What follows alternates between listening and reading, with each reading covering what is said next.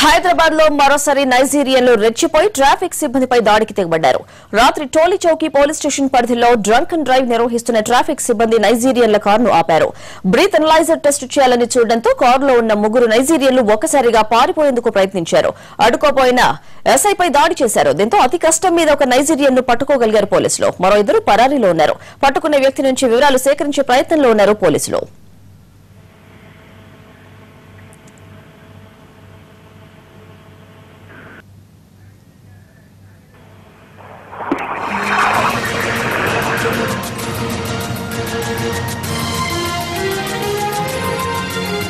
ఇదే విషయంపై పూర్తి సమాచారం మా కరెస్పాండెంట్ రాధాకృష్ణ నుండి తెలుసుకుందాం. రాధాకృష్ణ, ఈ నైజీరియన్లు ఎవరు, పోలీసులు ఏమంటున్నారు? హైదరాబాద్ పోలీసులను అంటేనే బేఖాతరు చేస్తున్నారు నైజీరియన్లు అనడానికి నిన్న రాత్రి జరిగిన సంఘటన మనం ఉదాహరణగా కూడా చెప్పుకోవచ్చు.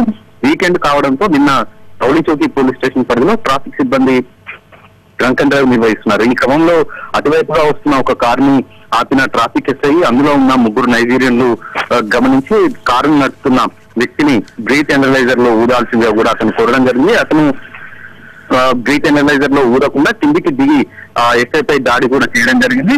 దాడి చేసి వెంటనే పారిపోతున్న ముగ్గురు నైజీరియన్లని పక్కనే ఉన్న ట్రాఫిక్ సిబ్బంది వెంటనే అప్రమత్తమై అందులో ఒకరిని పట్టుకోవడం జరిగింది. అతన్ని వెంటనే టౌలీ చౌకీ పోలీసులకు అప్పగించడం కూడా జరిగింది. దీన్ని ప్రస్తుతం ఆ వ్యక్తిని ప్రస్తుతం విచారిస్తున్నారు పోలీసులు. ఇంకా మరొక ఇద్దరు ఎవరైతే పరారీలు ఉన్నారో వీళ్ళ కోసం ప్రస్తుతం గాలిస్తున్నారు. గతంలో ఇలాంటి సంఘటనలు చాలా చోటు చేసుకున్న పరిస్థితి కూడా చోటు చేసుకోవడం జరిగింది. డ్రగ్స్ కేసులో కూడా వీళ్ళు నిందితులుగా ఉండడం, పట్టుకోవడానికి వెళ్లిన పోలీసులపై దాడులు చేసిన సంఘటనలు కూడా ఉన్నాయి. ఈ క్రమంలో నెల రోజుల క్రితం ఇటు లంగరావు టౌలీ చౌకీతో పాటు హుమాయూన్ నగర్ పోలీస్ స్టేషన్ పరిధిలో నివాసం ఉంటున్న నైజీరియన్లకు సంబంధించి కూడా పోలీసులు పకడ్బందీ చర్యలు కూడా తీసుకోవడం జరిగింది. అక్రమంగా ఎవరైతే పాస్పోర్ట్ కాలం చెల్లిన పాస్పోర్ట్ తోటి ఉంటున్నారో వాళ్ళని అదుపులోకి తీసుకుని అరెస్టులు కూడా చేయడం జరిగింది.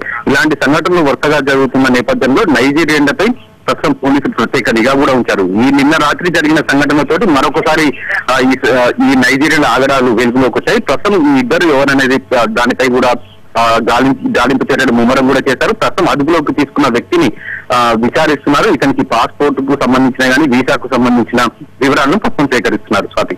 Thank you Radhakrishna.